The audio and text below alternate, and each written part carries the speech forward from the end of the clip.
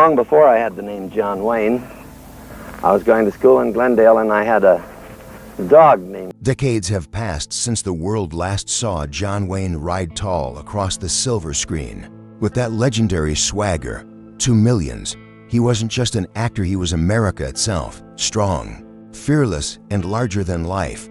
But behind the cowboy hat and steel-eyed stare was a man far more complex, fragile, and human than the myth ever revealed.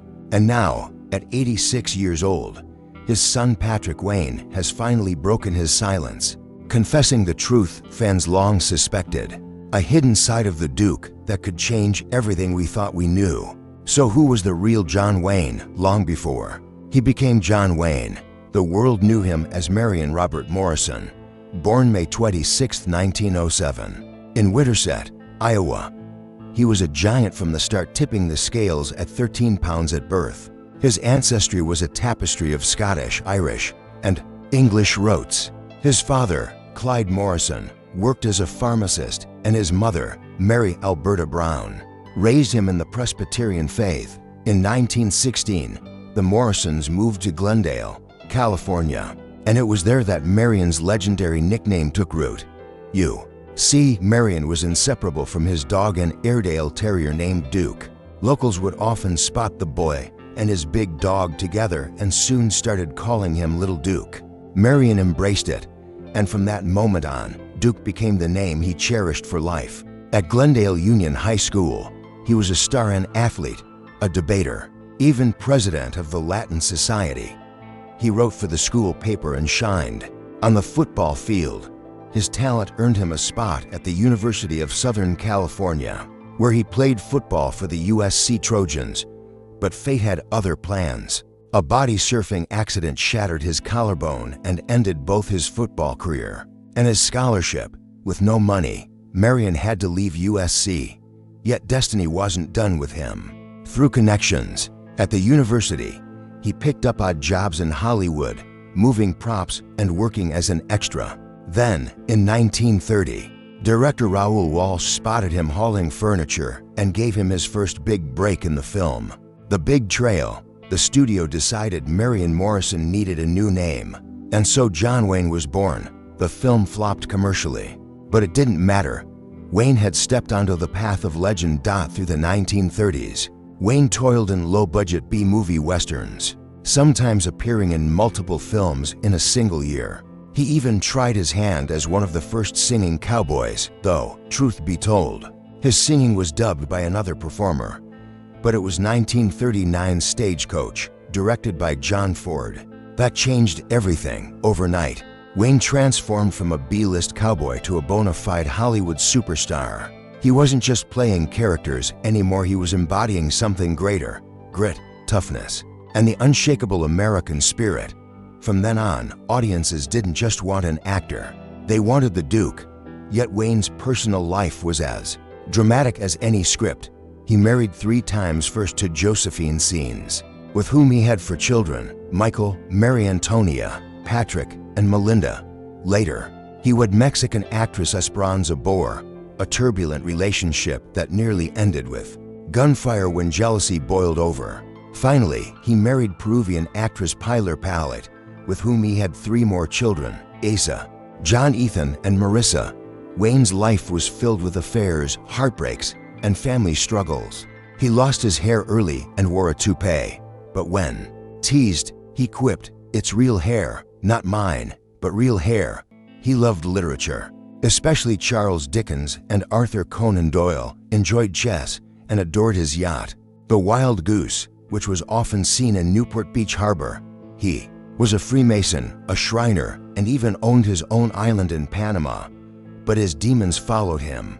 A heavy smoker and drinker, Wayne was diagnosed with lung cancer in 1964 and had one of his lungs removed. Instead of hiding his illness, he spoke openly, encouraging fans to get tested. His openness made him a symbol of resilience, and many came to call cancer the Big C because of him. John Wayne wasn't just a movie star, he was also one of Hollywood's most outspoken conservatives. In 1944, he co-founded the Motion Picture Alliance for the Preservation of American Ideals. supporting investigations into communist influence in Hollywood. He campaigned for Richard Nixon, Barry Goldwater, and Ronald Reagan, though he once admitted he voted for Franklin D. Roosevelt and respected Harry Truman. When John F. Kennedy won the presidency, Wayne said, "I didn't vote for him, but he's my president, and I hope he does a good job." Politics even found their way into his films. In 1968, he starred in The Green Berets, a Vietnam War movie. He helped write and direct, which was designed to show support for American troops. But controversy wasn't far behind. In a 1971 Playboy interview, Wayne made remarks about race and Native Americans that drew heavy criticism. Decades later, those words resurfaced, igniting fiery debates and even calls to rename John Wayne Airport in Orange County, California. Wayne's relationship with women has also drawn scrutiny. He doubted that women could handle physically demanding jobs on set, though he did support equal pay for equal work. On screen, women often appeared in limited, two-dimensional roles, victims, love interests, or background figures. Even his compliments, such as calling Angie Dickinson beautiful before adding that she was smart, revealed his old-fashioned views. Critics also argue Wayne was a product of Hollywood favoritism. His acting style was often described as minimal, with little variation from role to role. He once admitted, "I don't act, I react." But to fans, that was the appeal. They didn't want variety.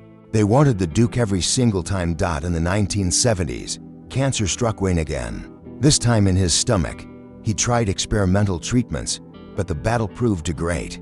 On June 11, 1979, John Wayne passed away at UCLA Medical Center in Los Angeles at the age of 72. His funeral drew global attention.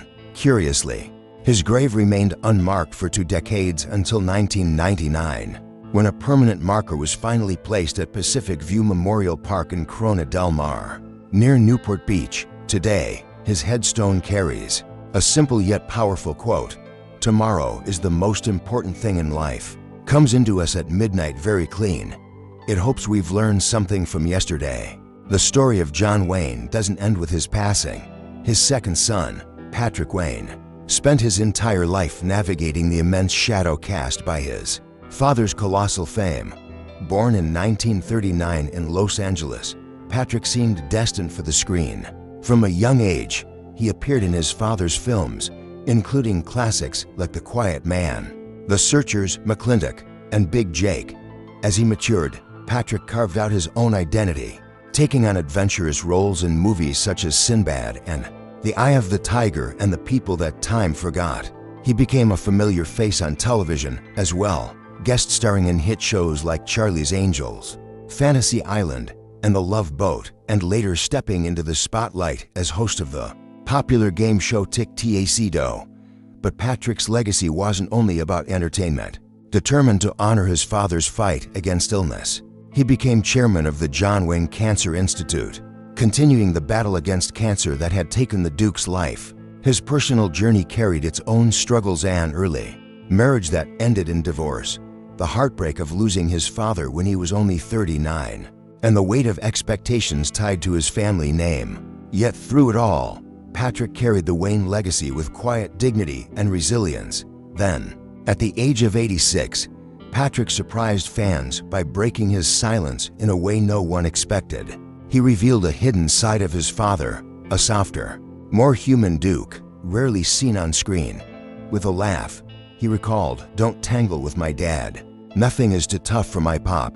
Beneath the humor was something deeper: the truth that behind the cowboy legend was a man of vulnerability, pride, and heart. WASN single quotes to just the invincible cowboy. He was a man who fought private battles, carried emotional scars, and lived with vulnerabilities just like anyone else. Patrick's confession redefined how we see John Wayne, not as a flawless icon, but as a complete human being. Tough, yes. Proud, certainly.